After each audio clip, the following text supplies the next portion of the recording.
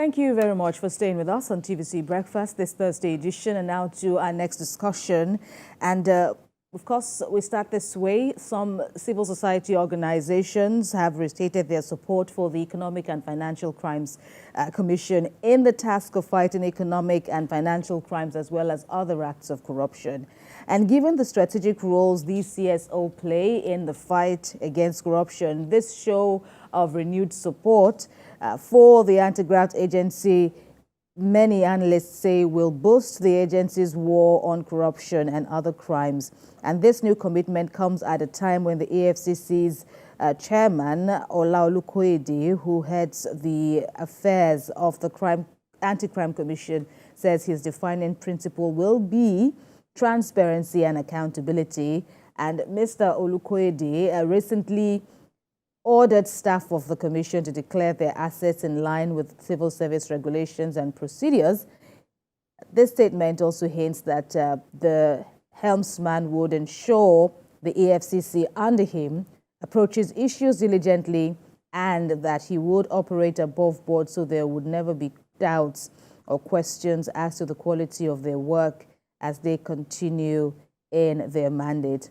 So joining us in the studio now is the convener Campaign for Dignity and Governance. Rasaq Olokooba, it's good to see you again. Thank you very much. Thank you and welcome.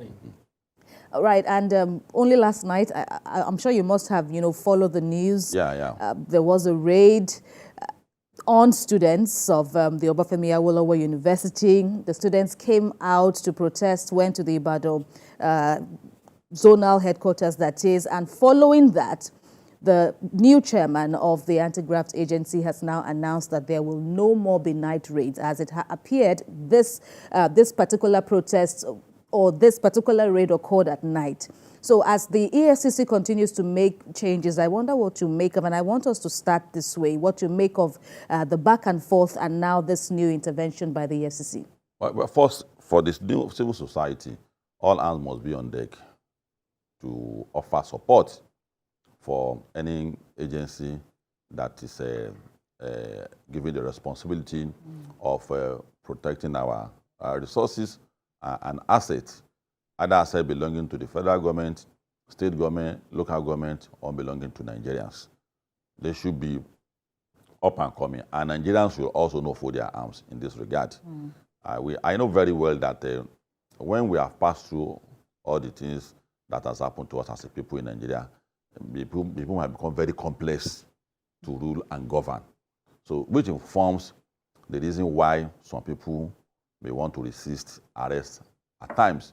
And that's why I will advise the chairman of EFCC to underpromise and overperform. He should not overpromise and underperform. The more you receive complaint, the more you should not be in a haste to comment on certain issues. We live in a country where even to fight for you as a people becomes difficult. The moment you see some people gathering to fight for why will National Assembly be using a car of 160 or 120 million, some people will say that they have given them money to do that process, and it's a legitimate fight. So there's no side you are going to take when it comes to EFCC matter that you see one group of Nigerians or the other that will not say that they have been sponsored. If it is the victim that you are saying that you have trampled on the strike, some people will say you have been bribed. If it is EFCC, so the chairman should study the environment more before making comment. Because we are aware as a civil society that a lot of people that led to the arrest at night were evading arrest. EFCC keep vigil in the house of some people for months. And they discover that they come in 1 a.m. and leave 4 a.m. for months. And the proper time to arrest is in the morning. So you don't have any option than to make the arrest in the night at times. So all this, the student too, in a way, why will you your parents gave you money to go to school, and the next thing you are doing is to be doing what is the proper name given to, which is Yahoo Yahoo. What proper time will you go and conduct such a raid than in the night? Because if you go in the morning, you'll be born by this. So you should be very careful in certain comment I will make, because we will be add on to it. Just like the question of INEC, are you going to use before or not? You should be careful. Study the situation. Understand the reason why certain things are done unconventionally. Understand why certain things are done in a particular way that informs your agencies to do it in that particular way. So you should be a person of more of action, because it's a good starting point to say that my own agency will declare the asset. So you don't have any moral right to say that, why are you asking me for what I've acquired in my life? Because it's standard. So it's a good beginning for him. And it is also very important for all Nigerians to know that the new government that has come on board has numerous challenges. And corrupt practices should not be things that should get close to Tinubu's administration. And the starting point for him is to also start asking other public office holders to also declare their assets. And I think it's just sending a clear message to everybody that now I've done my own. So you should know that anytime I come to visit you, there's no question of why will you be doing that to me. It's very, very important. And it should follow you to this time around. Right. President Tinubu should give him all the necessary support that he requires. There should be no good here. And in fact, the president has said a few days back that I will not take bullet for anybody. If you cannot perform, resign.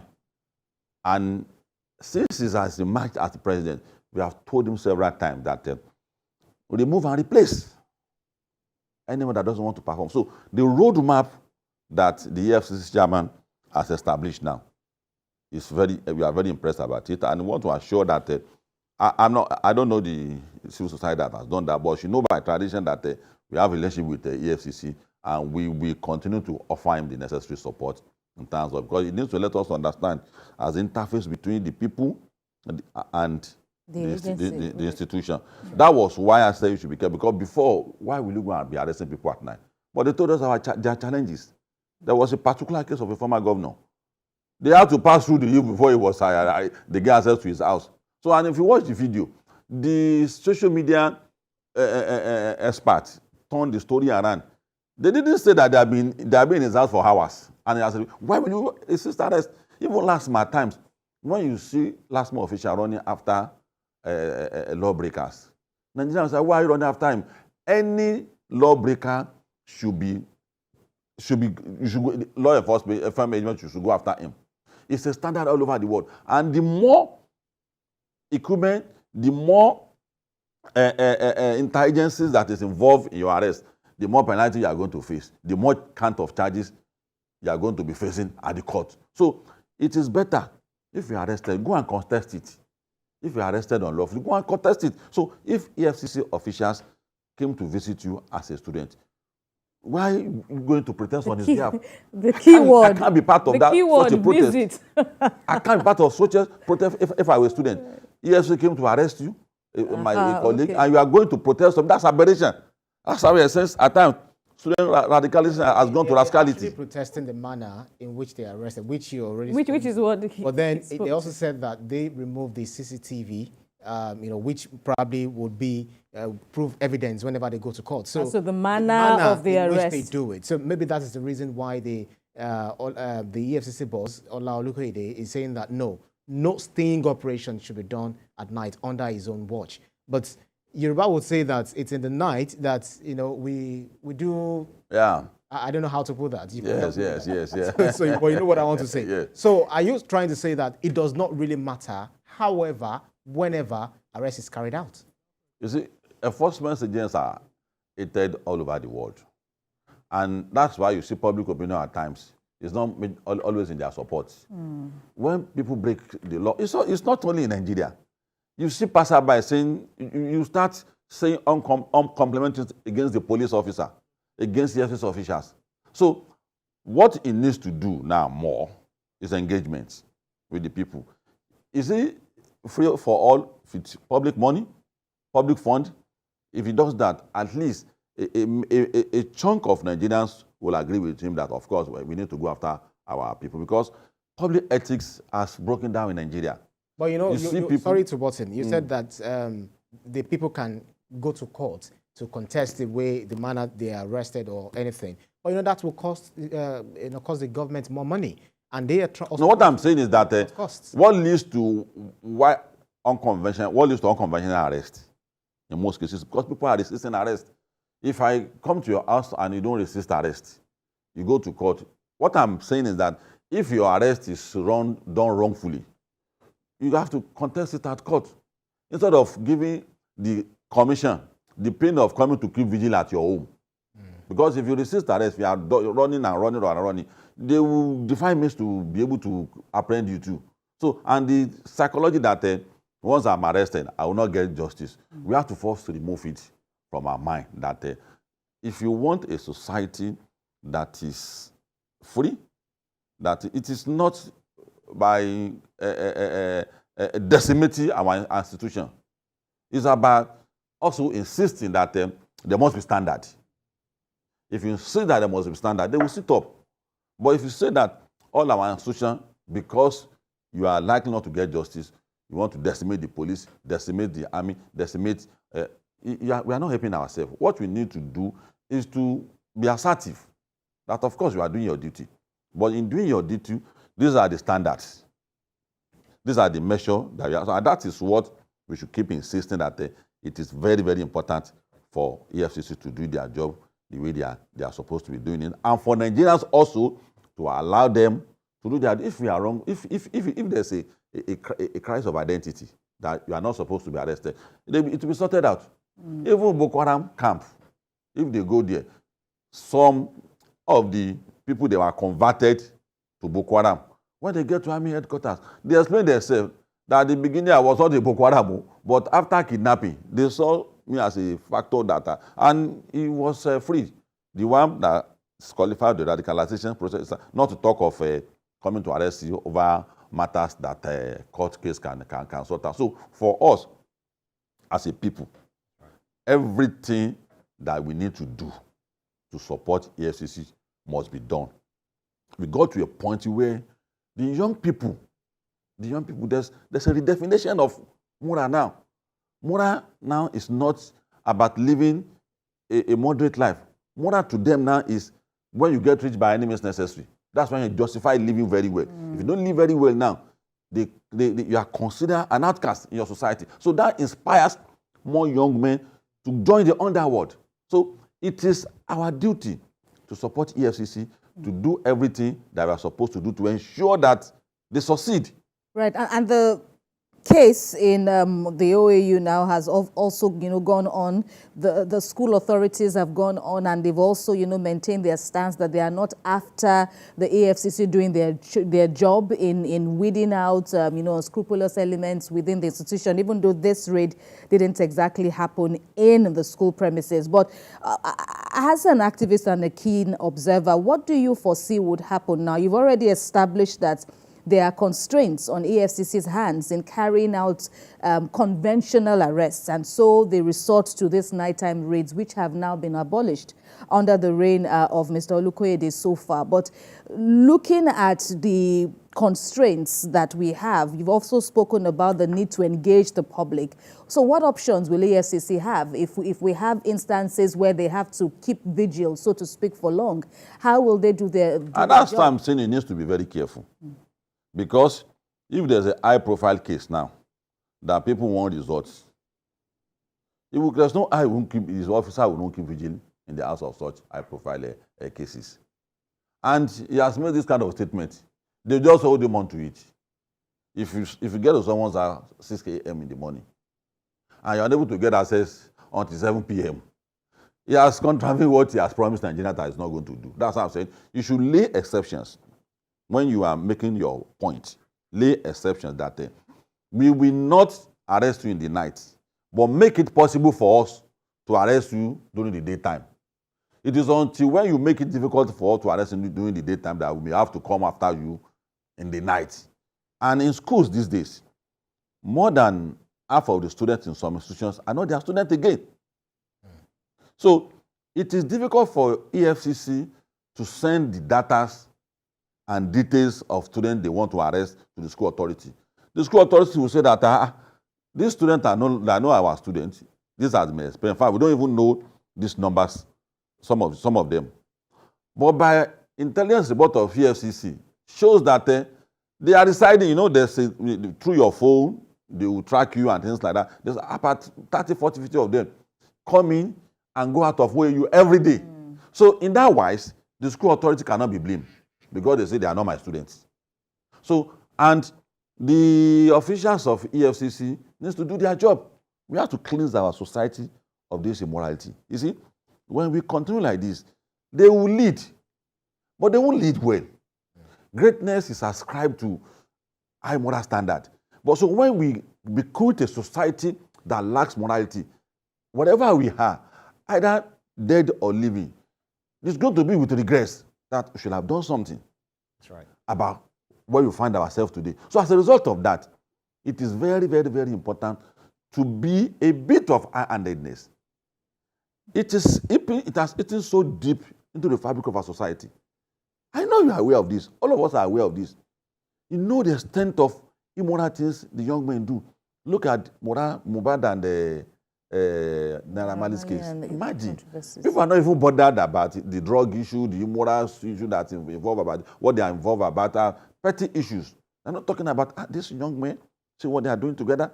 Instead of randomly scolding both of them, they start killing behind the two. And as a parent, it's our responsibility to say, hey, stop. These kids are not doing the right thing. Stop killing behind whoever. So I know 20, 30 years to this time, the issue will have been handled differently. And that is a picture of what is happening in our society now. Our society has now become where the young man has become drug baron. They have become cartel in stealing people's money from abroad. You need to go there, to go to the rest of the world and see the way people look at when you are spending your hard-earned money. Well, and what comes to their mind. So this thing that EFCC is doing, I am in support of it. And the president is doing the right thing by ensuring that all the anti-graft agencies are activated. Because if you don't activate all those agencies, the guys who are involved in manipulating government institutions, they will not be scared of anything. Right. But when the man has read his Riot Act, they say, oh, Tinubu is not joking about this, so we need to be very careful. That's right. And with this singular act, it happened in OAU, one of the major institutions in this country, and about 4 months ago in Oyo, about 35 young men were arrested. All of them were students. So all these things, we have to do something about it. And it's not going to be handled with levity. Let's tell our chairman that there's what the popular balance that Ajebo. You can't handle this matter behaving like Omobotao. You have to show, you have to let the world know that we have a strong character. All right, there are high-profile cases where the EFCC, which the EFCC is handling, and some others are saying that why are they not really prosecuting these people, going after these politicians, the big wigs in society? Why the Yahoo boys? That's one. And the issue of the people, the role they play in fighting crime and criminality in the country. The whistleblower policy that has been in place since December 2016. How would you say it has been effective, so far? That's why I said that we are a very, very complex people to govern. We create problem for every solution. If EFCC is going moribund now. Do you mean we create solution for every problem? We create problem for every solution. So you're sounding paradoxical now. Yes. Instead of creating solution for every problem, someone has hit the ground running. This is the recruitment grant. Smaller pickpockets are the one that becomes bigger criminals in any society. So if you don't nip small crimes in the society, that's why the question of state police is important. The federal police will not have the duty of running after terrorists. If the state police had gone after pickpocket, because that's the recruitment grant, the big criminals will come to a smaller crime to recruit that, oh, this is a factor for the bigger crime. The recruitment grant for people who become stealer of our billions of naira it starts from the smaller crimes like this. So the recruitment grant must be truncated. When you see Boko Haram recruiting people, where are they getting their recruitment from? It's because arid of crimes that is in the country. that make it very easy for them to lure in with drugs, with money, such that ISWAP and Boko Haram became the 5th and the 6th deadliest group in the world today. There's recruitment ground. In a country where there are lesser crime committed by the youth, the recruitment into crime will not be. So going after, he has his own strategy. I'm just assuming that the strategy is to make sure that the supply line to a bigger crime is blocked. So where he's starting is a matter of strategy, and they cannot expose his strategy to us. And also his signal to the bigger crime that we are coming after you. We are coming after you. So for us, we understand the terrain a bit, and we know the challenge they face. Part of the challenge is that when bigger crimes are being combated now, you see a lot of complications that will come out that you have to quoterize it. You have arrested 7 Yoruba people. Why not the Hausa people? You can imagine. I see corruption has a tribal mark. Corruption doesn't have a tribal mark. Dasuki, with our gun money, did it with someone who's an Ijoma, who's also an Igbo man, who's also a Yoruba man. So when this big money comes, nobody remembers it. But when the arrest came, they will start igniting ethnic and religious sentiment into it. So, and that is why I said that more education needs to be done. That the moment someone moves to put your pains behind you, if you have certain motives to becloud you, that's a problem.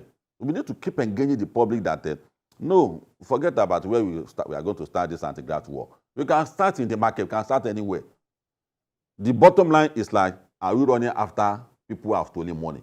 If it has been established that people that we are running after actually committed the crime, see, let them start from where they want to start. They know from the way this man stands, it appears like someone who is ready to work. So the caution we have to give him is part of this that we are saying, that terrain is difficult to, before you know it now, you start hearing about his own account, because I have not seen any EFCC chairman that's not been decimated and been run out of office. And I hope and pray that his own will not be so. The president should please build a barricade around him to support him. You should not listen to any blackmail. You should not listen to any conjecture that when it was something has happened to him. They will always come up with it. If he start moving into more complex crime now or more bigger crime, they will come for him. And the president should be ready to, and the civil society will also be ready. We are watching to make sure that all this blackmail does not work on him. If you want to fight crime, you should brace up that they will fight back. Right. If you think that a crime that has been internationalized, you are going to sort it just as simply as we are assuming, you are joking. All this crime that is being committed in Nigeria is not a local crime again. Wire fraud is not a local crime again. And our people who steal our money have also find a way, a network where before you close and open your eyes, it's in Swiss bank. So such crime is so complex that it requires all the strength that they're going to get from the government and from people. So Nigeria should be ready. Money that is meant for my own children to buy chemical in the laboratory for him to be able to do his own as chemist. At this money that is fine is going to pocket of some political class. And if you want to stop that, why is ASU fighting every day? Is ASU fighting every day? We are breeding half-baked graduates. We keep borrowing. As if the money we are making is not enough. Those monies were enough, but it's because we don't have access to it. People do abracadabra and disappears, and before you know it, it's in someone's pocket. So EFCC's work, ICPC's work is not a joke, and we should be ready to give them the necessary support for them to succeed. All right, all in a bid, of course, to ensure a corruption-free society. Convener, Campaign for Dignity and Governance, Mr. Rasaq Olokooba, we thank you very much for your contributions on the program this morning. All right.